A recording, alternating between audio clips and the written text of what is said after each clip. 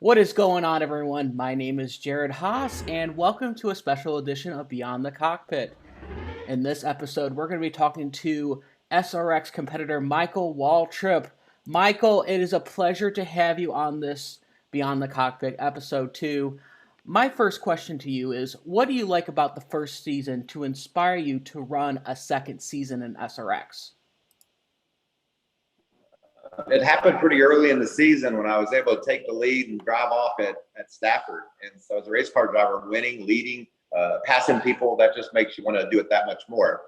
I had a great experience at Knoxville too, really fast car there. And I'm a competitor. I love to compete and I love the personalities. Probably the thing that I enjoyed the most was a cold beer after the race with my buddy Bobby Labonte, Kenny Schrader, Bill Elliott. I mean, I've been racing those guys since the 80s, most of them, and it's fun to have sort of a reunion tour, and that's what it felt like. Like I said, SRX feels like a special series on that, too. Kind of reminds me of IROC, but a little bit different, obviously, too. But my next question is, what do you think is the biggest difference between Season 1, which is the inaugural season, and Season 2, which is the one that's coming up here? Well, I hope the biggest difference for me is I win. You know, I want to win a race. I want to be out there and contend for wins. And had a couple crashes. And as much as passing people and leading races makes you feel like the man and that you're right where you want to be, as soon as you get wrecked out, you're like, no wonder I don't like racing all the time. So hopefully no wrecks and some wins.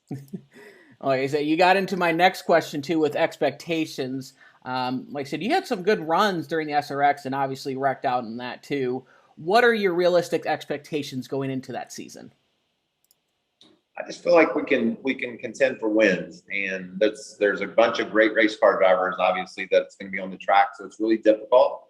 But like seeing Tony Stewart being there and winning and being the champion, and Chase Elliott showing up, and some of the competitors, Blaney's joining us this year. It would feel really good to beat all those guys one night. You're talking about Blaney. It's ironically too, you have a lot of these new competitors coming in, and then you have a lot of your competitors that's been racing for quite a while, you and Bill Elliott too. How do you think you guys are going to be meshing on the track too? Do you think you're going to see old school versus new school type of racing, or how do you think this race is going to be with the different competitors? It's just a lot of fast drivers with one thing in mind. They know nothing else matters. Go win. And so you're just going to see a go for it attitude. Leave no chips on the table. Just make sure you're on the gas on every lap. So I think that's what makes it so fun for the fans. And for me as a driver that hadn't raced in a few years, it was really cool to just look up in the stands and see all the smiling faces. Folks, race fans that were just right where they wanted to be. Whether we were up in Connecticut or we were in Nashville, Tennessee, or wherever we went, it was a really fun atmosphere to race in. Absolutely. And my next question is for you is schedule's a little bit different this year for season 2 compared to season 1.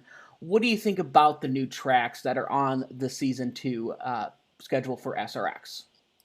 Well, I just think that, anytime you can mix it up on the dirt, going to Peevely, going to Sharon, that's just fun. I can't remember.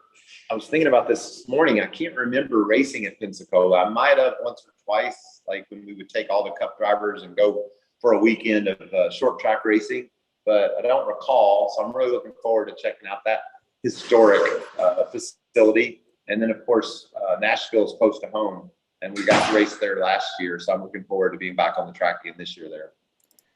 I'm going to put you in the shoes of Tony Stewart for a second, too. He's going to give you a racetrack that you can put on the schedule for SRX. What track are you adding to the schedule that you want to see? That's a great question. I think that I grew up in Owensboro, Kentucky, and there's a track there, Kentucky Motor Speedway in Whitesville. That would be fun for me, obviously, because it's my home track.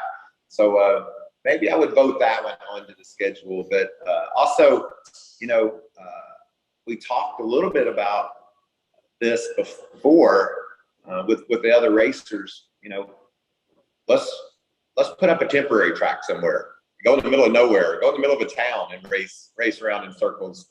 That might be really fun to do too. Like I said, there's a bunch of unique tracks and places too that you can go at. And my last question for you, obviously there's been new drivers popping in, obviously Ryan Blaney. What driver do you want to see join the SRX next? Waltrip. I would love to share the track with my brother. That would be really cool.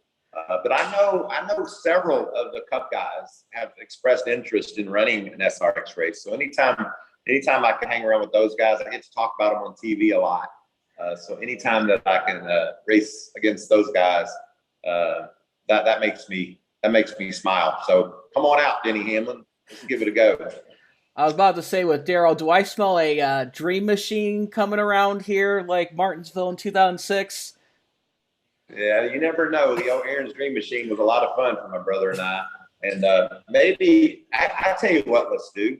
Let's take the SRX to North Wilkesboro and let that be where DW races us, because he was so good there for all those years when he drove for Junior.